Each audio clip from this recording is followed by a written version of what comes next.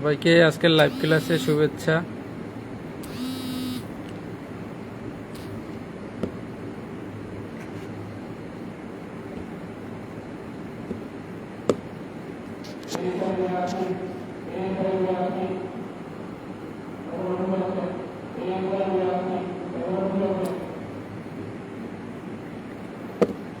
সবাই দ্রুত ক্লাসে জয়েন করেন, যারা যারা অ্যাভেলেবেল আছেন সবাই ক্লাসে জয়েন করেন।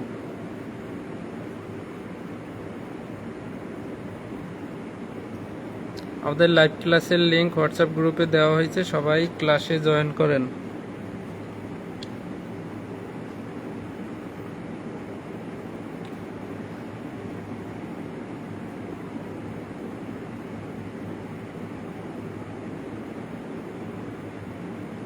যারা যারা ক্লাসে জয়েন করতেছেন আপনারা কেমন আছেন?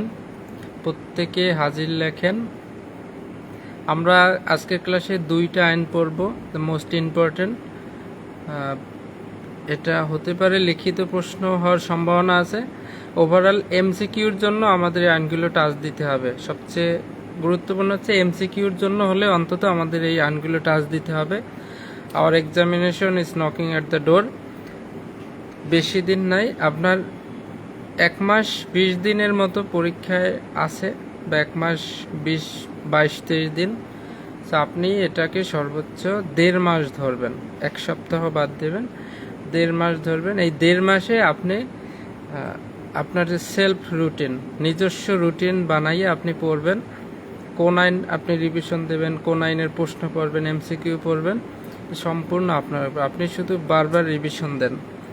আমি 24 ঘন্টার মধ্যে 1 ঘন্টা পড়াই।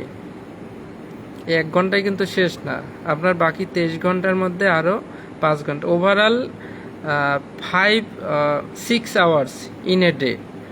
প্রতিদিন অন্তত 6 ঘন্টা আপনার পড়তে হবে।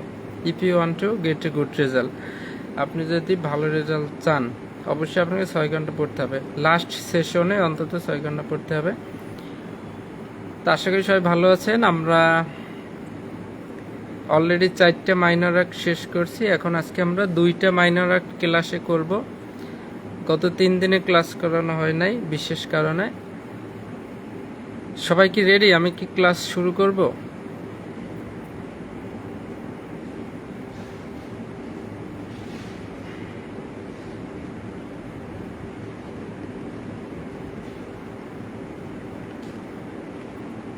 আপনারা কি সবাই রেডি?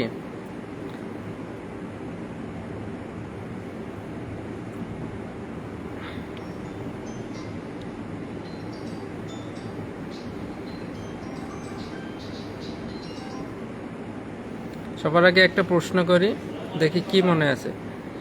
শিশু আইন 2013 অনুযায়ী কোনো শিশুকে গ্রেপ্তার সংক্রান্ত যে কথাবার্তা, এই গ্রেপ্তার সংক্রান্ত নিয়মাবলী কোন ধারায় রয়েছে? শিশু আইনের কত ধারায় শিশুকে গ্রেপ্তার সংক্রান্ত বিষয় বলা হয়েছে? পারলে অ্যান্সার করেন। এবং পুলিশ আইনের কোন ধারা অনুযায়ী যদি কোনো পুলিশ সদস্য বরখাস্ত, অপসারণ বা যে কোনো কারণে যদি সে চাকরিচ্যুত হয় বা চাকরি থেকে যদি তাকে পাঠাই দেওয়া হয়, তাহলে নিয়োগপত্র এবং সরকারি অস্ত্রগুলি জমা দিতে হবে। না দিলে সম্ভবত 200 টাকা জরিমানা। এইটা কোন ধারাতে আছে? 6 মাস কারাদণ্ড, 200 টাকা জরিমানা, এটা কোন ধারাতে আছে?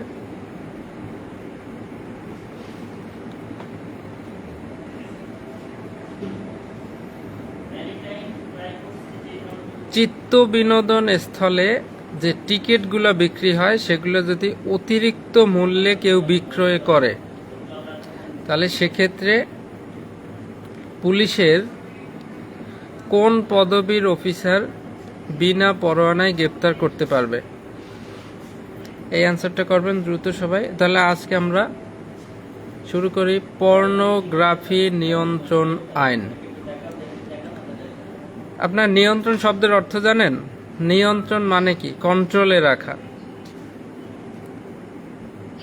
মাদক দ্রব্য নিয়ন্ত্রণ আইন, এটা কিন্তু নির্মূল বলা হয় না, যে মাদক দ্রব্য নির্মূল না। সরকারের মাদক থেকে ট্যাক্স আসে, মাদকদ্রব্য কি? মাদকদ্রব্য কিন্তু চিকিৎসা কাজে ব্যবহৃত হয়, কাজে লাগে এটা,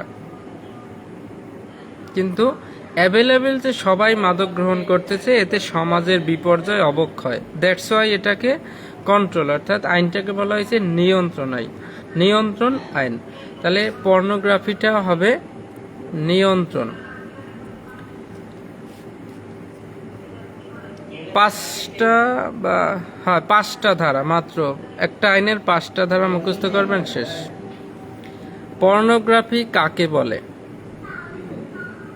পর্নোগ্রাফি কাকে বলে? 2 গ, ক খ গ। রিপা আক্তার একা কমেন্ট করতেছে, আপনারা কি পারতেছেন না কেউ?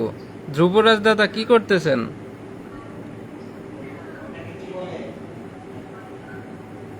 শিশু আইনের 44 ধারা, পুলিশ আইনের 28, সাব রিপা আক্তার হয় নাই তোমার লাস্টের অ্যান্সারটা।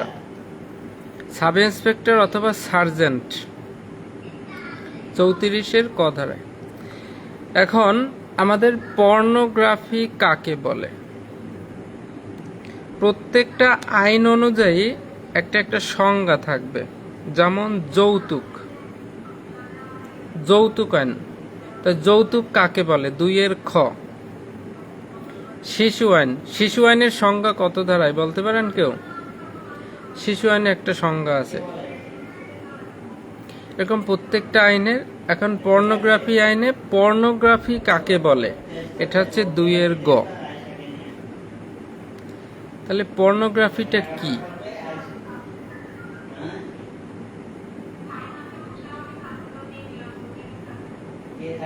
আপনাদেরকে যদি বলা হয় পর্নো মুভি, তাহলে আপনারা বুঝবেন। পর্নো ভিডিও, এটা আপনারা বুঝবেন। তাহলে পর্নোগ্রাফিটা কি? পর্নোগ্রাফিটা হচ্ছে এমন কোনো অশ্লীল সংবাদ, অশ্লীল, যা স্বাভাবিক নয়, অশ্লীল সংলাপ, অভিনয়, অঙ্গভঙ্গি, ডেমো বা নগ্ন নৃত্য বা অর্ধনগ্ন নৃত্য বা ভিডিও বা চলচ্চিত্র, অডিও, স্থিরচিত্র, ছবি, ইমেজ, অশ্লীল কোনো বই, লিফলেট, কার্টুন, ব্যানার, ফেস্টুন ইত্যাদি, যা যৌন উত্তেজনা সৃষ্টি করে, মানে দেখলেই আপনার যৌন উত্তেজনা সৃষ্টি হবে, এবং যার শিক্ষাগত কোনো মূল্য নাই, যেটা থেকে শেখার কিছু নাই। এটা শুধু শুধু আপনার মনকে বিভ্রান্ত করবে, আপনার মধ্যে যৌন উত্তেজনা সৃষ্টি করবে, এর কোনো শিক্ষাগত মূল্য নাই। That's call pornography. পর্নোগ্রাফিটা কি? এমন কোনো অশ্লীল সংলাপ, অভিনয়, অঙ্গভঙ্গি, নগ্ন বা অর্ধনগ্ন চলচ্চিত্র, কোনো ভিডিও চিত্র, অডিও, স্থির চিত্র, ছবি, ইমেজ অথবা এআই দিয়ে তৈরি করা যে কোনো কিছু, অশ্লীল বই, লিফলেট, ব্যানার, কার্টুন, ফেস্টুন, যা কিছু আছে, 2টা অপশন, যা যৌন উত্তেজনা সৃষ্টি করে এবং যার কোনো শিক্ষাগত মূল্য নাই, এটাকে বলা হবে পর্নোগ্রাফি। এগুলোকে পর্নোগ্রাফি বলে। 2 গ। সংজ্ঞাটা ঠিক কত ধারায় আছে এটা মনে রাখবেন। এখন পর্নোগ্রাফি আইন, আইনটা কেন করা হয়েছে? বাজারে আশেপাশে যে কোনো জায়গায় ছড়িয়ে ছিটিয়ে আছে পর্নোগ্রাফিটা।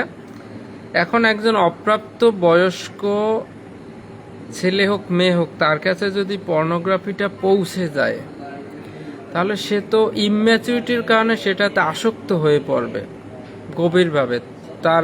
সে ঠিকমতো ঘুমাবে না, তার শরীর নষ্ট হবে, শরীরের শক্তি নষ্ট করবে, পড়ালেখা করতে চাইবে না, পড়ালেখায় ক্ষতি হবে, তারপর এই যৌনতার সে ব্যবহারিক প্রয়োগ করতে চাইবে। ওভারঅল আমাদের এটা কি, এই যে ইয়াং সমাজের জন্য বা মানব সমাজের জন্য ক্ষতিকর। দ্যাটস ওয়াই এই আইনটা করা হয়েছে। তাহলে একটা আইন করা হলে কি করা হয়? সেখানে এই আইনের অধীনে অপরাধ করা হয়, অপরাধ তো বিভিন্ন মাত্রার। এই অপরাধ করা হলে পুলিশ তাকে গ্রেপ্তার করবে, তারপর তল্লাশি করবে, তদন্ত করবে, এগুলোই তো। তাহলে 5 ধারায় বলা হয়েছে তদন্তটা কে করতে পারবে? পর্নোগ্রাফি নিয়ন্ত্রণ আইন অনুযায়ী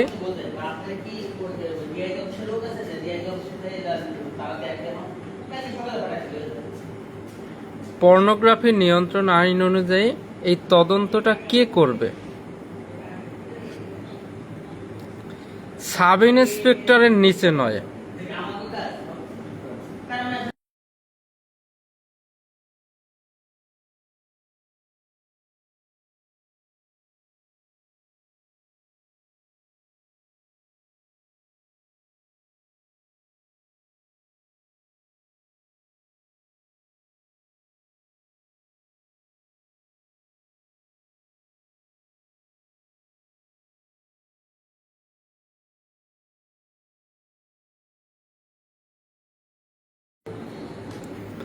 তাহলে পর্নোগ্রাফির 5 ধারায় বলতেছে তদন্ত কে করতে পারবে?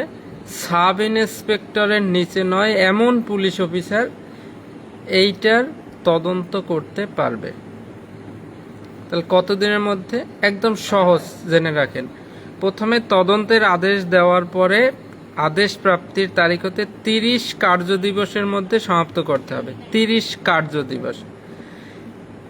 প্রথম তারিখেই তো হয় না, তাহলে 30 কার্য দিবসের মধ্যে যদি সম্পন্ন না হয় তাহলে আর এসপি স্যারের কাছে রিকোয়েস্ট করে আরও আবেদন করে আরও 15 কার্য দিবস বৃদ্ধি করতে পারবে।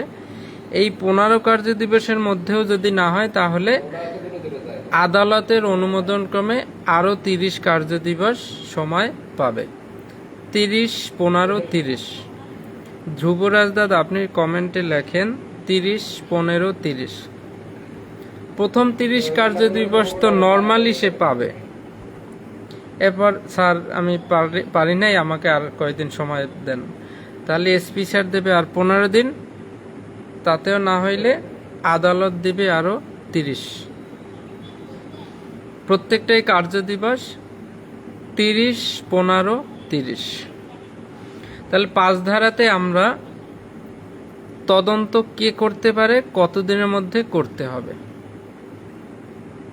30 কার্য দিবসের মধ্যে করতে হবে। এটাই না হইলে এসপি স্যারের কাছে আবেদন করে 15 কার্য দিবস, সেটাতে না হলে আদালত অনুমোদন দিলে আরও 30 কার্য দিবস। 30, 15, 30। এটা কি বুঝতে পারলেন 5 ধারা? এখন তদন্ত করতে গেলে কি তল্লাশি করা লাগবে না? এই পর্নোগ্রাফির যে মালামাল সরঞ্জাম কোথায় আছে এটা তো খুঁজে বের করতে হবে একটা অভিযোগ হওয়ার পরে। দাদা 75 লেখছেন কেন? আপনাকে যোগ করতে বলা হয় নাই।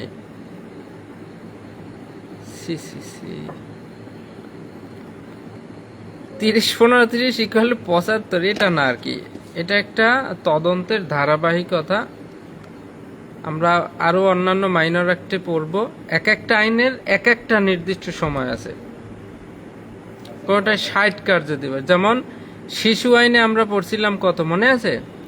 360 দিনের মধ্যে সম্পন্ন করতে হবে, সে তার মধ্যে না হলে আরও 60 দিন সময় বৃদ্ধি করতে পারবে। এক একটা মাইনর অ্যাক্টে এক এক রকম। তাহলে 30, 15, 30। এখন আপনি সাব ইন্সপেক্টর তল্লাশি করবেন 6 ধারায়। 5 ধারায় তদন্ত করতেছেন, আদেশ পাইছেন, তল্লাশি করবেন। তাহলে তল্লাশি কে করতে পারবে? পুলিশের সাব ইন্সপেক্টরের নিচে নয় এমন পদবীর পুলিশ অফিসার এই পর্নোগ্রাফি সরঞ্জাম জব্দ বা আটকের ক্ষেত্রে তল্লাশি কার্য পরিচালনা করতে পারবে। কে পারবে? Sub inspector. এই প্রত্যেকটা বিষয় আপনার নর্মালি জানতে হবে, মুখস্থ রাখতে হবে। পর্নোগ্রাফি, স্পেসিফিক পর্নোগ্রাফি দিয়ে এমসিকিউ দিল। পর্নোগ্রাফি আইন অনুসারে তদন্ত করতে ক্ষমতাবান নিচের কোন পদের police officer? SI, inspector, ASI কেউ নয়, অথবা পুলিশ সুপার, জানতে হবে। আবার পর্নোগ্রাফি আইন অনুসারে তল্লাশি বা জব্দ করার ক্ষমতাবান কে? Sub inspector. তাহলে পর্নোগ্রাফির 3টে ধারা পড়ছি, আর 2টে ধারা আছে। 5টা ধারায় একটা আইন আমাদের শেষ। এই 5টা ধারায় একটা আইন শেষ। এরপরেও যদি আপনি না পারেন, একটা আইনের মাত্র 5টা ধারা গুরুত্বপূর্ণ, আপনি মুখস্থ করে ফেলবেন। আজকে পড়াই দেব, পরে আবার শিখবেন। এখন আমাদের দণ্ড, অর্থাৎ কোন কোন কিভাবে এই পর্নোগ্রাফি আইনে কোন কোন কিভাবে অপরাধ করলে সেটা দণ্ড দেওয়া হবে, কি করলে অপরাধ হবে পর্নোগ্রাফি আইনে, এটা আমরা শিখব। 8 ধারাতে 7টা পয়েন্ট আছে। 7 পর্নোগ্রাফি আইনে 7 ধরনের অপরাধ হয় মূলত, এবং এই 7 ধরনের অপরাধের দণ্ড দেওয়া যায় 8-এর 1, 2, 3, 4, 5, 6, 7। একদম আমি কিছু কৌশলে কিছু শিখাই দেব। এই 7টা অপশন আপনার মুখস্থ থাকবে, একটু মনোযোগ দিয়ে শুনবেন।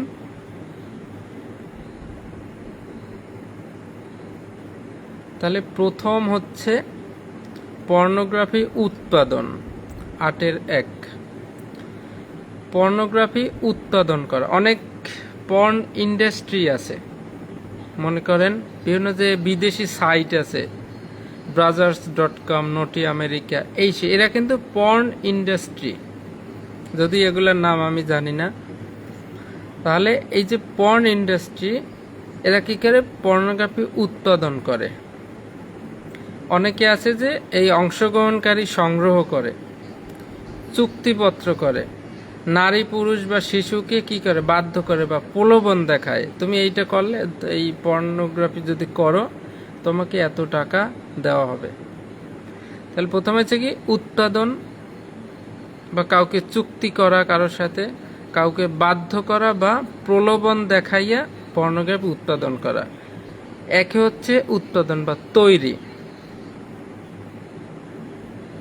এটা কারো স্বেচ্ছায় তৈরি হতে পারে, কাউকে লোভ দেখাইয়ে হতে পারে, বা চুক্তি করে হতে পারে, বা ভাড়া করেও হতে পারে।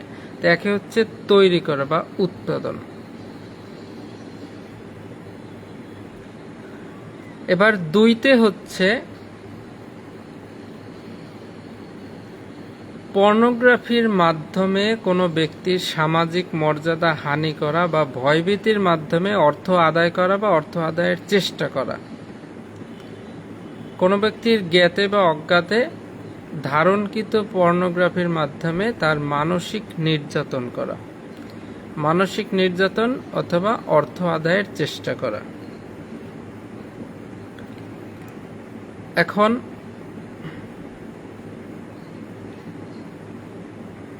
আমাদের সমাজে প্রায় দেখা যায় যে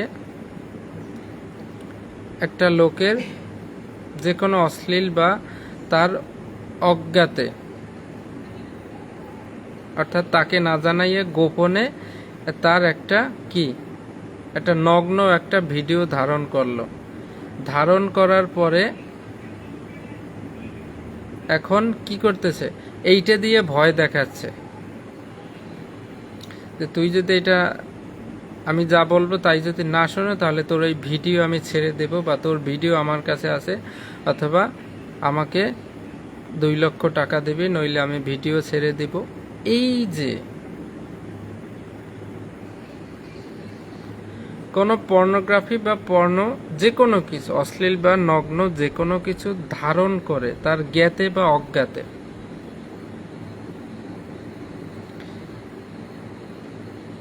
এই ধ্রুবরাজ দাদা ওনার যখন বয়সের কালে, উনি খুব স্মার্ট ইয়ং ছিল, খুব লম্বা চূড়া ছিল, তো ওনার একটা গার্লফ্রেন্ড ছিল, তার নাম আমি বলবো না। এই গার্লফ্রেন্ডের সাথে কি করছে, কুয়াকাটা সে ঘুরতে গেছে বিয়ের আগে। গার্লফ্রেন্ডও তাকে খুব ভালোবাসে, ধ্রুবরাজ দাদাও তাকে ভালোবাসে। এই গার্লফ্রেন্ডের সাথে সে কুয়াকাটা বিচে গেছে, ঘুরছে একসাথে। তারপরে হোটেল রিল্যাক্স আবাসিক, এই হোটেলে সে উঠছে। একদম সেই হোটেলের জানলা খুললেই সমুদ্র সৈকত অর্থাৎ বিচ দেখা যায়। সেখানে তারা ফিশ ফ্রাই খাইছে, তারপরে সেই হোটেল রুমে বসে বীজ দেখছে। এরপরে তারা যখন একই রুমে ছিল, অন্তরঙ্গভাবে মিলিত হয়েছে তখন, অর্থাৎ খালি গায়ে তারা যখন মিলিত হয়েছে তখন বলছে শোনো আমরা একটা সেলফি নেই এই খালি গায়ে। তো এই সেলফিটা সে শোনাও আর মানা করে নাই যে ঠিক আছে নাও, আমরা তো পরে তো আমরা বিয়ে করবই। তাহলে এই যে সেলফিটা নিয়েছে এটা ধ্রুবরাজ দাদার মোবাইলে ছিল, তখন তো ভালোই সম্পর্ক ছিল। এখন কিছুদিন পরে সম্পর্কে অবনতি হয়েছে। এখন এই গার্লফ্রেন্ডের বাবার আবার অনেক টাকা।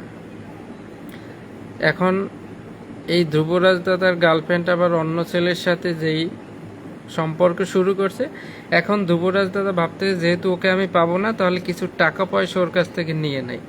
তখন সে এই ছবি সেন্ড করছে গার্লফ্রেন্ডকে যে দেখো, তুমি যদি আমাকে 2 দিনের মধ্যে 2 লাখ টাকা দেবা, নাইলে আমি এই ছবি, তুমি এখন যে ছেলের সাথে রিলেশনে গেছো সেই ছেলেকে আমি দিয়ে দেব। তুমি যদি চাও তোমাদের সব কিছু ঠিক থাকে তাহলে এখনই বা 2 দিনের মধ্যে আমাকে 2 লাখ টাকা দেবা। তাহলে এই যে জ্ঞাতসারে অথবা অজ্ঞাতসারে, দ্যাট এনি টাইপস ওয়ে, যে কোনোভাবে যদি কেউ কারো পর্নোগ্রাফি ধারণ করে বা সংগ্রহ করে বা ধারণ করার মাধ্যমে যদি মানসিক নির্যাতন করে অথবা সামাজিক মর্যাদা হানি করে বা চেষ্টা করে বা অর্থ আদায়ের চেষ্টা করে বা অর্থ আদায় করে, তখন সেটা পর্নোগ্রাফির 8-এর 2। একে হচ্ছে পর্নোগ্রাফি উৎপাদন বা তৈরি করা, 2তে হচ্ছে পর্নোগ্রাফির মাধ্যমে কাউকে কি ভয় দেখানো বা মানসিক নির্যাতন বা অর্থ আদায় করা বা অর্থ আদায়ের চেষ্টা করা। এবার 3-এ এই যে ধ্রুবরাজ দাদার কাছে যে ভিডিও বা ছবিটা আছে সেইটা 8-এর 3-এ অনলাইনে ছেড়ে দিল, অর্থাৎ পর্নোগ্রাফি অনলাইন প্ল্যাটফর্ম বা ইন্টারনেটে সরবরাহ করা, ছেড়ে দেওয়া। এবার ছেড়ে দেওয়ার পর এই ছবি অথবা ভিডিও তো ভাইরাল হয়ে গেছে, আরে আমাদের মেয়ে, আমাদের অমুক আত্মীয়, এই মেয়েটার ভিডিওটা ভাইরাল হয়ে গেছে। এখন বুড়া বুড়ি যারা আছে তারা তো তাদের সামনে ফেসবুকে হঠাৎ চলে আসছে, তারা তো লজ্জা পাইতেছে, মানে বিরক্ত হচ্ছে। ছি, তাহলে আপনি যখন 3-এ ভিডিওটা ছেড়ে দিলেন, 4-এ গিয়ে এটা মানুষের গণ উপদ্রব সৃষ্টি হইল, বিরক্তি সৃষ্টি হইল। তাহলে 3-এ হচ্ছে অনলাইনে ইন্টারনেটে ছেড়ে দেওয়া, সরবরাহ করা। 4-এ হচ্ছে এই অনলাইনে সরবরাহ করার মাধ্যমে গণ উপদ্রব যদি সৃষ্টি হয়, বিরক্তি যদি সৃষ্টি হয় জনসাধারণের, তখন হবে 8-এর 4।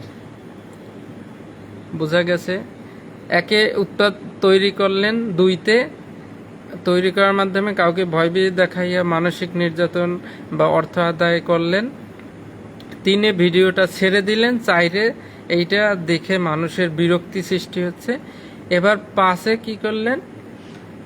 কোনো পর্নোগ্রাফি কি বিক্রয় করা, ভাড়া করা, বিতরণ করা, সরবরাহ করা, প্রদর্শন করা, বিক্রয়, ভাড়া, প্রদর্শন, সরবরাহ করা, এগুলা যে এইখানে পর্ণ, ওই যে আগে মেমোরি লোড দিত না যে এখানে এগুলো পাওয়া যায়, যদি এরকম কোনো ব্যানারও তৈরি করে রাখেন বা বিজ্ঞাপন দেন বা প্রদর্শনী দেন যেখানে ওইগুলো পাওয়া যায়, তাহলে বিক্রয়, ভাড়া, বিতরণ, সরবরাহ, প্রদর্শন, বিজ্ঞাপন এগুলো যাবে 5-এ। আর 6-তে শিশু,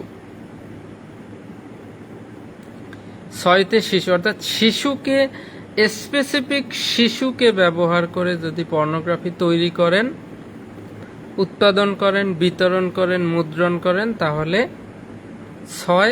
আর 7-এ সহায়তা, সহায়তা বানানে স আছে, 7-এও স আছে, তাই 7-এ সহায়তা। 7-এ সহায়তা মানে এই পর্নোগ্রাফি উৎপাদন বা যে কোনো কিছুতে পর্নোগ্রাফি সংক্রান্ত অপরাধে যিনি সহায়তা করবেন। ধ্রুবরাজ দাদা সে যখন কোর্টে উঠল, সে বলল ইওর অনার, আমি একা নই এই কাজে, আমার সাথে আরো লোক আছে। কোথায় ওদের? ডেকে আনো। এই যে আরো লোক আছে, এরা হচ্ছে সহকারী, সহায়তাকারী। তাহলে 8-এর 7টা অপশন আপনার মনে রাখতে হবে। পর্নোগ্রাফি থেকে যদি লিখিত প্রশ্ন আসে এই 8 ধারা থেকে করতে হবে, আর বাকি যে 4টা ধারা এখান থেকে এমসিকিউ করতে হবে। তাহলে একে উৎপাদন করলেন, চুক্তি করলেন বা প্রলোভন দেখাই তৈরি করলেন। 2তে কোনো ব্যক্তির জ্ঞাতসারে অজ্ঞাতসারে পর্নোগ্রাফি ধারণ করে তার সামাজিক মর্যাদা হানি করা বা তাকে মানসিক নির্যাতন করা বা অর্থ আদায় করা বা অর্থ আদায়ের চেষ্টা করা। 3 ইন্টারনেটে সরবরাহ করলে। 4 ইন্টারনেটে সরবরাহের ফলে গণ উপদ্রব তৈরি হলে। 5 বিক্রয় ভাড়া প্রদর্শন বিজ্ঞাপন দিলে। 6 শিশুকে দিয়ে পর্নোগ্রাফি বানাইয়া সেটা ছেড়ে দিলে। আর 7 সহায়তা। বাকিটা বই থেকে দেখে নেবেন। সবাই একটু বলেন তো আপনাকে 8-এর এই 7টা পয়েন্ট নতুন যারা এখন পড়লেন মোটামুটি আয়ত্তে আসছে কিনা। এরপর একবার যখন রিভিশন দেবেন, it will be clear, it will be so easy to you. আর পর্নোগ্রাফির সর্বশেষ ধারা 9 ধারা, প্রত্যেকটা যেমন আমাদের দণ্ডবিধিতে ব্যতিক্রম আছে, সাধারণ ব্যতিক্রম, বিশেষ ব্যতিক্রম। মানে দেখা যাচ্ছে অপরাধ করতেছে তারপরেও অপরাধ হবে না। মানে 9 ধারাতে বলছে কোন ক্ষেত্রে এই আইনের প্রয়োগ হবে না। বাল্যবিবাহ আইনের আমাদের 19 ধারা ছিল বিশেষ বিধান। বিশেষ বিধানটা মনে আছে? 19 ধারা লিখিত প্রশ্ন আসতে পারে যে কোনো বিশেষ প্রেক্ষাপটে অপ্রাপ্ত বয়স্কের সর্বোত্তম স্বার্থে ম্যাজিস্ট্রেটের অনুমতিক্রমে, অভিভাবকের সম্মতিক্রমে, বিধি দ্বারা নির্ধারিত পদ্ধতিতে যদি কোনো বাল্যবিবাহ সম্পাদন হয় সেটা এই বাল্যবিবাহ আইনে অপরাধ বলে গণ্য হবে না। ব্যতিক্রম বলা হয়েছে বাল্যবিবাহ করলে অপরাধ, আবার 19 ধারায় গিয়ে বলছে না অপরাধ হবে না। কোন ক্ষেত্রে? এই 5টা ক্ষেত্রে। এই 5টা অপশন মনে রাখবেন। আবার পর্নোগ্রাফির এত সময় পড়ছি পর্নোগ্রাফি সংক্রান্ত যে কোনো কিছু অপরাধ হবে, তবে 9 ধারায় গিয়ে বলছে কোন ক্ষেত্রে এই পর্নোগ্রাফি আইন প্রয়োগ হবে না। বলছে ধর্মীয় উদ্দেশ্যে যদি কোনো সংরক্ষিত বা ব্যবহৃত কোনো পুস্তক, লেখা, অঙ্কন, চিত্র, ধর্মীয় উপাসনা এলাকার মূর্তি বা প্রতিমা ইত্যাদি বা যানবাহনের উপর খোদাইকৃত বা পর্নোগ্রাফির মতো দেখতে হলেও এইগুলা এই আইনের অধীনে কোনো অপরাধ বলে গণ্য হবে না বা এই আইন প্রয়োগ হবে না। কোন উদ্দেশ্যে? ধর্মীয় উদ্দেশ্যে মনে করেন কোনো বই, যাতে এমন কিছু লেখা যা আপনার মধ্যে যৌন উত্তেজনা তৈরি করতে পারে, সেটা অপরাধ হবে না। ধর্মীয় উদ্দেশ্যে কোনো অঙ্কন বা চিত্র, কোনো প্রতিমা বা কোনো উপাসনালয়ের ভেতরে কোনো কিছু বা যানবাহনের উপর যদি এমন কিছু খোদাই করা থাকে যা দেখলে আপাতত আপনার যৌন উত্তেজনা হচ্ছে, কিন্তু এটা পর্নোগ্রাফির আওতায় আসবে না, সেটা হচ্ছে ব্যতিক্রম 9 ধারা। আমরা পর্নোগ্রাফি আইনটা শিখে ফেললাম। 2-এর গতে আছে সংজ্ঞা কাকে বলে। 5-এ কে তদন্ত করতে পারবে? Sub inspector. 5-এ কে তদন্ত করতে পারবে? Sub inspector. 30, 15, 30। 6-তে তল্লাশি, সাব ইন্সপেক্টর পারবে। 8-এর 1-এ উৎপাদন, 2-তে পর্নোগ্রাফির মাধ্যমে মানসিক নির্যাতন, অর্থ আদায় করা, 3-এ ইন্টারনেটে ছেড়ে দেওয়া, 4-এ এটার ফলে গণপ্রদ্রব সৃষ্টি হলে, 5-এ বিক্রয় ভাড়া বিতরণ প্রদর্শন, 6-তে শিশুকে ব্যবহার করে তৈরি করলে, 7-এ সহায়তা, আর 9-তে এই আইনের ব্যতিক্রম। আপনারা কি এখন পর্নোগ্রাফি আইন 2012 পারবেন? যারা ক্লাসে আছেন সবাই একটু কমেন্ট করার চেষ্টা করেন।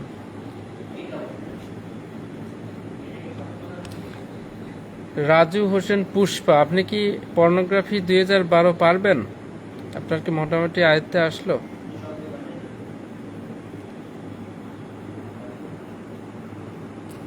আমাদের রিপা আক্তার কোথায়?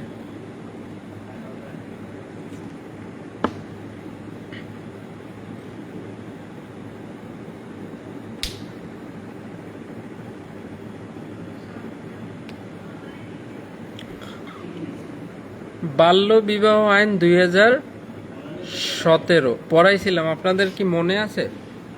বাল্য বিবাহ আইন। এখন যদি আমি কোনো প্রশ্ন করি, পারবেন?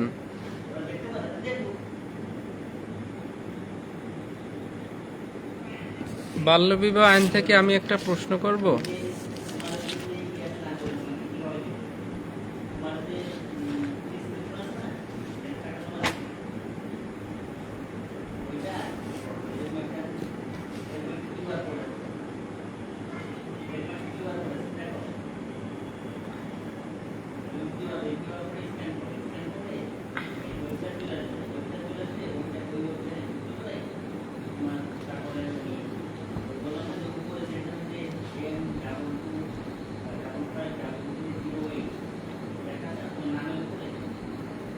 আজ থেকে আগামী 1 সপ্তাহ আমি বরিশাল সদরে আছি।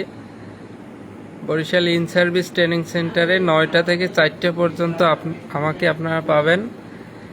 কেউ যদি এরকম মনে হয় যে স্যারকে একটু ট্রিট দিব, তাহলে আপনি দুপুরবেলা দেখা করবেন। আর আপনারা জানেন আমি দুলালের চটপটি পছন্দ করি। আপনাদের যদি মনে হয় যে আমাকে চটপটি দিয়ে সন্তুষ্ট করবেন, তাহলে সন্ধ্যা 6টার পরে অথবা 7টার পরে নতুন বাজার বগুড়া পুলিশ ফাঁড়ির সামনে এসে আমাকে কল দেবেন। আর আপনি যদি চান যে আপনি খাওয়াবেন না আমি খাওয়াবো, তাহলে আপনি আসবেন, আমরা একসাথে চটপটি খাবো। ওভারঅল 6 দিন। এই 6 দিনে কেউ যদি এরকম থাকেন, ওখানে আসবেন বা আগে থেকে বলবেন, আমরা একসাথে চটপটি খাওয়ার চেষ্টা করতে পারি।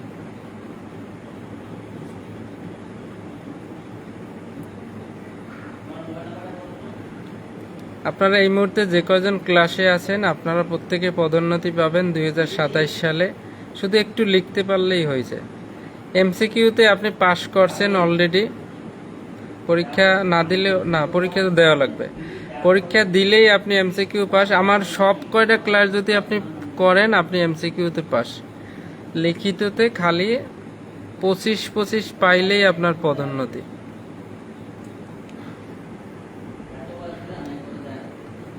সেইভাবে লাস্ট মুহূর্তে একটু মনোযোগ দিয়ে পড়েন।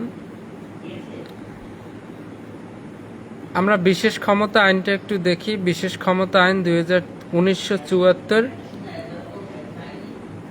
বিশেষ ক্ষমতা আইন, এটাকে ইংরেজিতে বলা হবে স্পেশাল পাওয়ার অ্যাক্ট। স্পেশাল মানে বিশেষ, পাওয়ার মানে ক্ষমতা, অ্যাক্ট মানে আইন। বিশেষ ক্ষমতা আইন 1974। এখন যেসব অপরাধের মাত্রা অনেক বেশি, যেসব অপরাধের মাত্রা অনেক বেশি, সেইগুলা বিশেষ ক্ষমতা আইনে যায়। যেমন এই যে বিভিন্ন রাজনৈতিক বড় বড় যে দাঙ্গা হাঙ্গামা হয়, বা যে কোনো কিছু একটা দাবি নিয়ে সবাই রাস্তায় নামে, সেখানে গাড়ি ভাঙচুর, এই সেই বিভিন্ন প্রকার গাড়ি ঘোড়া ভাঙচুর করে, মালামালে ক্ষতি সাধন করে কোনো স্থানের। তো এইগুলাই কিন্তু মূলত দ্রুত বিচার আইন, স্পিডি ট্রায়াল অ্যাক্ট, দ্রুত বিচার আইনে মামলা হয় 4 ধারাতে। এখন তবে যখন এই অপরাধটা অনেক বড় রাষ্ট্রীয় পর্যায়ে চলে যায়, যে রাষ্ট্রীয় অপরাধ করে, দেশের ষড়যন্ত্র, সরকারকে উৎখাত করতে চায়, আইন শৃঙ্খলার অবনতি, জনগণের জানমালের, মনে করেন জনগণের জীবনেই ঝুঁকিতে, হুমকিতে পড়ে যায়, তো এদের এই ধরনের বড় মেজর অফেন্সের ক্ষেত্রে বিশেষ ক্ষমতা আইনে তখন বিচার করা হয়। কারণ কি, এইটার শাস্তি বা দণ্ড অনেক বেশি। তাহলে বিশেষ ক্ষমতা আইনের আমাদের কনস্টেবল থেকে এএসআই পরীক্ষায় লাগবে মূলত 2-3টা ধারা বা সর্বোচ্চ 4-5টা ধারা। সেটা আমরা একটু দেখব। আমি এখন পড়াই দেব, আপনারা বাসায় বসে প্র্যাকটিস করবেন বই থেকে।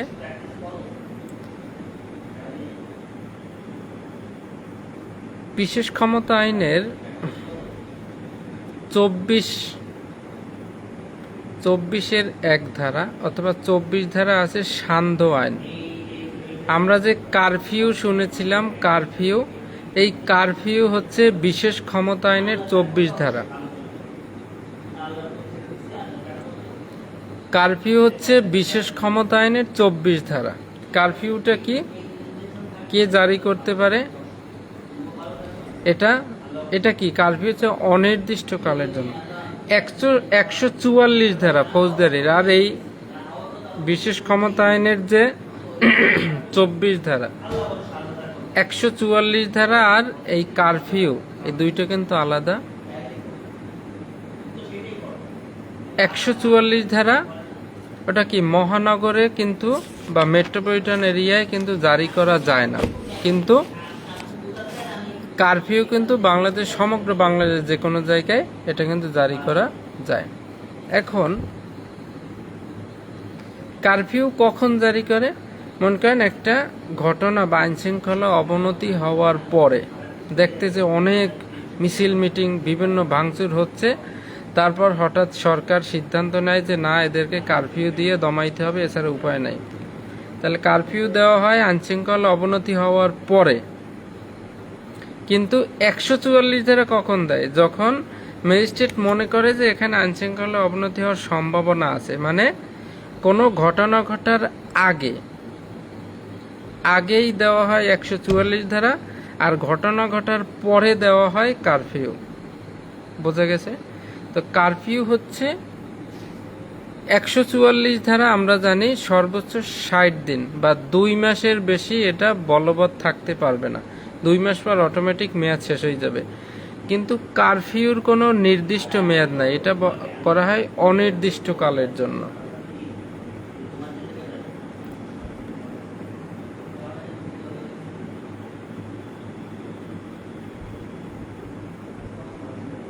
অর্থাৎ কারফিউ দিলে কি হয় যে কোনো নির্দিষ্ট জায়গায়, হ্যাঁ, সান্ধ্য আইন মানেই হচ্ছে কারফিউ। কারফিউ মানে কি?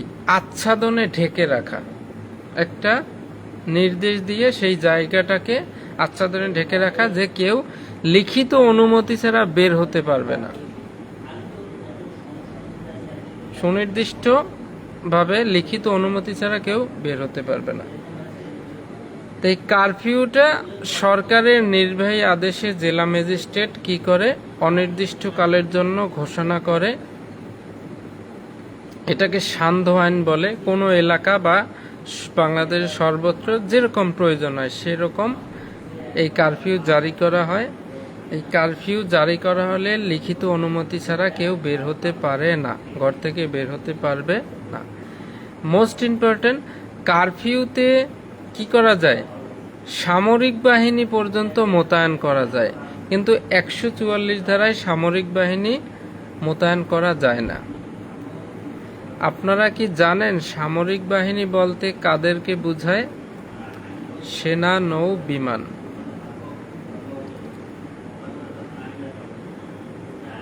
বাংলাদেশের সেনা, নৌ, বিমান এই তিনটি হচ্ছে সামরিক বাহিনী। আর বিজিবি বা বর্ডার গার্ড বাংলাদেশ, এরা হচ্ছে অর্ধ সামরিক বাহিনী। আর এরপরে যারা আছে পুলিশ, আনসার, এই সেই, এরা হচ্ছে বেসামরিক বাহিনী। বিষয়গুলো আপনারা এসআই হবেন, জানতে হবে, বুঝতে হবে। বেসামরিক মানে বেসরকারি না, কিন্তু বেসামরিক।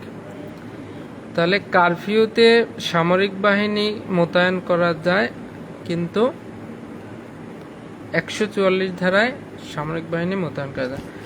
24 ধারাটা আমি এজন্য ডিটেলস বললাম। কারফিউ আমরা অনেকে শুনছি কিন্তু জানি না। কারফিউর কোনো নির্দিষ্ট মেয়াদ নাই, সরকার চাইলে যে কোনো সময় ঘোষণা দেবে, আবার সরকার চাইলে উইথড্র করতে পারে। তাহলে 24-এ সান্ধ্য আইন বা কারফিউ, এটা যদি কেউ অমান্য করে 1 বছর কারাদণ্ড, 1 বছর। 25 ধারাতে কালোবাজারি বা মজুদদারির শাস্তি। অনেক সময় আমাদের দেশে দেখবেন নির্দিষ্ট একটা পণ্যের খুব ক্রাইসিস, হঠাৎ পেঁয়াজ উধাও, পেঁয়াজের দাম মনে করেন 200 টাকা কেজি, সারা বাংলাদেশ পেঁয়াজ।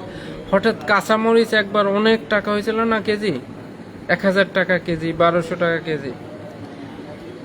হঠাৎ হঠাৎ একটা জিনিস এটা কি করে, তো ওরা স্টক করে ফেলে, যারা আছে বড় পর্যায়ে এরা স্টক করে ফেলে, বাজারে ক্রাইসিস তৈরি করে, পরে যখন অনেক দাম বাড়ে তখন আস্তে আস্তে ছাড়ে।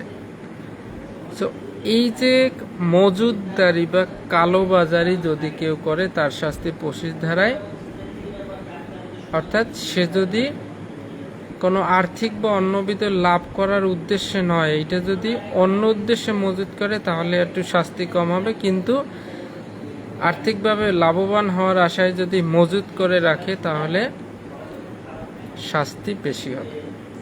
24-এ সান্ধ্য আইন বা কারফিউ, 25-এ কালোবাজারের শাস্তি। এবার সর্বশেষ 4টা ধারা, 25-এর ক, 25-এর খ, 25-এর গ, 25-এর ঘ, ঘোড়ার ঘ, এই 4টা থেকে প্রশ্ন হইতে পারে। 25-28 ক, এটা কিন্তু আলাদা আলাদা আলাদা এক একটা ধারা। 25-28 ক, 25-28 খ, 25-28 গ, 25-28 ঘোড়ার ঘ। 25-28 কতে কারেন্সি, ক মানে কারেন্সি, অর্থাৎ কারেন্সি নোট ও সরকারি স্ট্যাম্প জাল করার দণ্ড। নকল টাকা, জাল টাকা ছাপায় না, আগে কিন্তু দণ্ডবিধিতে মামলা হইতো, এখন হবে কি বিশেষ ক্ষমতা আইনে। 25-এর ক, যত ধরনের জাল, জাল দলিল, জাল টাকা, জাল মুদ্রা, জাল স্ট্যাম্প, যা কিছু জাল করবে সব এই 25-এর ক। কেউ যদি জাল করে তারও শাস্তি, কেউ যদি জাল বলে জানা সত্ত্বেও যদি ব্যবহার করে, খাঁটি বলে ব্যবহার করে, তারও শাস্তি। কেউ যদি জাল ক্রয় করে, বিক্রয় করে, কেউ যদি জাল করার জন্য কোনো যন্ত্রপাতি প্রস্তুত করে বা কোনো বিলি বন্টন করে বা নিজ দখলে রাখে, অর্থাৎ জাল করার মেশিন, এই সমস্ত কিছু জাল করা, জালের যন্ত্রপাতি সমস্ত কিছু 25-এর ক। কারেন্সি মানে কি, টাকা পয়সা, টাকা পয়সা বা সরকারি স্ট্যাম্প, দলিলপত্র, যা কিছু জাল করবে 25-এর ক। আর 25-এর খতে হচ্ছে চোরাচালানের শাস্তি। বর্তমান বলবৎ আইনের নিষেধাজ্ঞা ভঙ্গ করে যদি কেউ বা সরকারকে কি ট্যাক্স বা কর ফাঁকি দিয়ে পাট, সোনা, রূপা বা খাদ্যদ্রব্য বা ঔষধ বা যে কোনো দ্রব্য বাংলাদেশের বাহিরে প্রেরণ করে বা বাংলাদেশের বাহির থেকে বাংলাদেশে আনয়ন করে। মাঝে মাঝে সীমান্তবর্তী এলাকায় এত ট্রাক চিনি জব্দ হয়, এত ট্রাক পেঁয়াজ জব্দ হচ্ছে, এত ট্রাক এই মালামাল জব্দ হচ্ছে। চোরাচালান জব্দ হয়, আটক হয়। সমস্ত চোরাচালান যেটা সরকারকে ফাঁকি দিয়ে, ট্যাক্স ফাঁকি দিয়ে এক দেশ থেকে আরেক দেশে নেওয়া হয়, সমস্ত চোরাচালানের শাস্তি 25-এর খ। কতে কারেন্সি, টাকা পয়সা, সরকারি স্ট্যাম্প, খতে চোরাচালানের শাস্তি, খুবই সহজ। আর গতে যদি আপনি খাদ্যদ্রব্য এবং প্রসাধনী, খাদ্যদ্রব্য, প্রসাধনী, ঔষধপত্র, এতে যদি ভেজাল মিশান এবং মিশাইয়া বিক্রি করেন, এই সমস্ত কিছু শাস্তি 25-এর গ। মোসাম্মদ রিপা আক্তার, তিনি রাজধানীর কাউরান বাজার বরিশালের চকবাজার, বরিশাল সদরের চকবাজার এলাকা থেকে মোসাম্মদ রিপা আক্তার একজন খুবই স্মার্ট, সুন্দরী একজন নারী। তিনি বরিশাল মহানগরের চকবাজার এলাকা থেকে ওমেন্স কেয়ার শপ থেকে একটি ফেস ওয়াশ ক্রয় করেন, যে ফেস ওয়াশে ভেজাল মিশানো বা ফেস ওয়াশটা হচ্ছে নকল। এখন যিনি এই রিপা আক্তারের কাছে এই নকল ফেস ওয়াশ জেনে বিক্রি করলো, তার শাস্তি কত ধারায় হবে রিপা আক্তার, তুমি বলো তো? তাহলে যারা খাদ্য পানীয় ঔষধপত্র প্রসাধনী, খাদ্য পানীয় ঔষধ প্রসাধনী, এগুলা যারা ভেজাল মিশাবে অথবা মিশানো আছে জেনেও বিক্রি করবে, এদের এই পুরো পার্টির শাস্তি 25-এর গ। এই বিশেষ ক্ষমতা আইনের শাস্তি কিন্তু বড় বড়, মৃত্যুদণ্ড, যাবজ্জীবন কারাদণ্ড।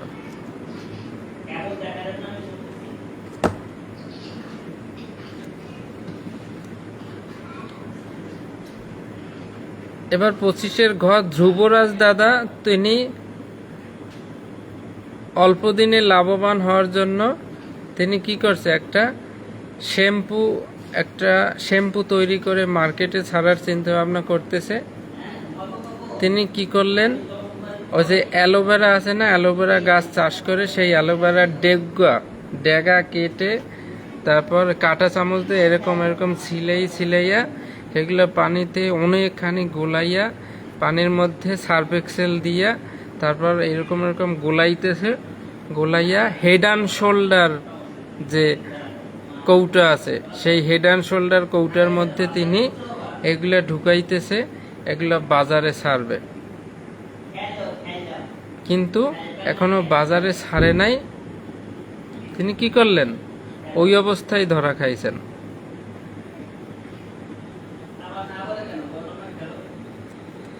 রিপা আক্তার বলছে ঘটনা সত্যি। আমি জানি তো রিপা আক্তার, তুমি ওই চকবাজার থেকে ওইখান থেকে ওমেন্স কেয়ার থেকে কিনবা আর এরপর বলবা স্যার এতে কাজ করছে না, ঠিক আছে, এগুলা ভোগিচকি বাদ দাও। সবচেয়ে ব্র্যান্ড শপ থেকে কিনবা। ব্র্যান্ড শপ হচ্ছে আমাদের সদরে একটা ব্র্যান্ড শপ আছে, আমি নাম বলবো না। আর এই যে অপশনিন মোড়ে একটা ব্র্যান্ড শপ, ওখানে বিদেশি সমস্ত হাই প্রোফাইল মানে হাই কোয়ালিটির ইয়াগুলো পাওয়া যায়, এক্সপোর্ট করা জিনিসগুলা এখান থেকে নিতে পারো।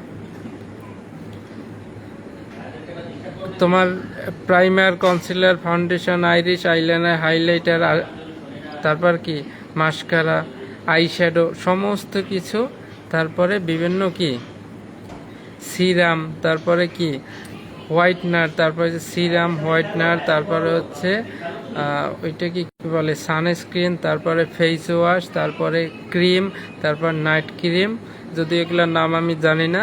এই সমস্ত কিছু এই ব্র্যান্ড শপগুলো থেকে নিতে হবে। তাহলে 25-এর ঘতে বলা হয়েছে যে এই ধ্রুবরাজ দাদা চেষ্টা করছে, এখনো বাজার ছাড়তে পারেনি, চেষ্টা করাকালে যদি ধরা খেয়ে যায়, তাই যারা এই বিশেষ ক্ষমতা আইনের কোনো অপরাধের চেষ্টা করাকালে যদি ধরা খায়, চেষ্টা করে, তাহলে 25-এর ঘ, 25-এর ঘ, ক খ গ ঘ। তাহলে কতে কারেন্সি মানে টাকা পয়সা জাল করলে, স্টাম্প জাল করলে ক, খতে চোরাচালান, গতে খাদ্য পানীয় ঔষধ প্রসাধনী, এতে ভেজাল মিশাইলে এবং বিক্রি করলে 25-এর গ, আর চেষ্টা করলে 25-এর ঘ। আপনারা কি বিশেষ ক্ষমতা আইন পারবেন? রিপা আক্তার আপনি কি পারবেন? ধ্রুবরাজ দাদা আপনি কি পারবেন?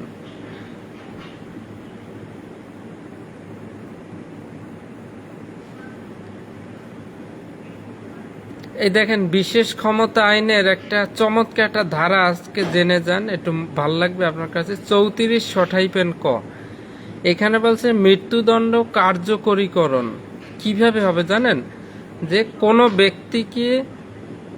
কোনো ব্যক্তিকে যদি এই আইন অনুসারে মৃত্যুদণ্ড প্রদান করা হয়, তাহলে বিশেষ ট্রাইব্যুনালের নির্দেশক্রমে তাকে ফাঁসি দিয়ে অথবা নির্ধারিত পদ্ধতিতে গুলি করে তার মৃত্যুদণ্ড কার্যকরী করা যাবে। আপনার বিশেষ ক্ষমতা আইন এতটাই একটা জোরালো বড় আইন, সেখানে বলছে ডাইরেক্ট গুলি করেও হত্যা করা যাবে। আদালত যদি কাউকে মৃত্যুদণ্ড দেয়, ফাঁসি দিয়ে অথবা গুলি করেও তাকে হত্যা করা যাবে। এইরকম নিয়ম অন্য কোনো আইনে নাই। So thank you so much. আজকে আমরা 2টা আইন শিখলাম। এই দেখেন, এইগুলা আমি যে বারবার বললাম, এগুলো আসলে কিছুই না, অন্য একজন পারলে আপনিও পারবেন। You just have to try. You just have to practice every day. 1 more time, 3 time, 4 time, 5 time, 1 hour, 2 hour, 3 hour, 5 hours, 6 hours. The more you read, more you learn. যতই পড়বেন ততই শিখবেন। একটু প্র্যাকটিস করেন। এই 1.5 মাসে আমাদের জীবনের একটা কোনো কিছু, আমাদের জীবনের যে পরবর্তী নেক্সট অপশন, আমাদের এই জীবনের এই 1.5 মাসে কিন্তু তার সূচনা হবে। একটা প্রমোশন পাইলে আপনার জীবনের যে পরিবর্তন, এই 1.5 মাস পরিশ্রমের মাধ্যমে আপনার পরিবর্তন হতে পারে। So you guys have to be careful, conscious, and you have to read more and more. Please sit down, your reading table, attentive হন, মনোযোগ দিয়ে পড়ালেখা করেন। 1.5 মাসের মধ্যে আপনি অনেক কিছু সম্ভব। তাহলে এই যে 2টা আইন আমরা পড়লাম, আগের 4টে, এই যে 6টা মাইনর অক্ট শেষ, এই 6টা কি অনেক কঠিন মনে হয়েছে বলেন তো?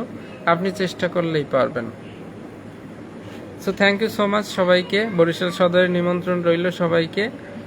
আর আগামীকাল আমরা আরও মাইনর অ্যাক্টস পড়ব। যেগুলো পড়ানো হয়েছে এগুলো আশা করি আমার আর ব্যাকে আসার দরকার নেই, আপনারা এগুলো প্র্যাকটিস করবেন। গুরুত্বপূর্ণ ধারাগুলো, একটা আইন থেকে 4টা 5টা ধারা দেওয়া হচ্ছে, এটা যদি না পারেন মুখস্থ করে ফেলেন। আগামী ক্লাসে আমন্ত্রণ রইল।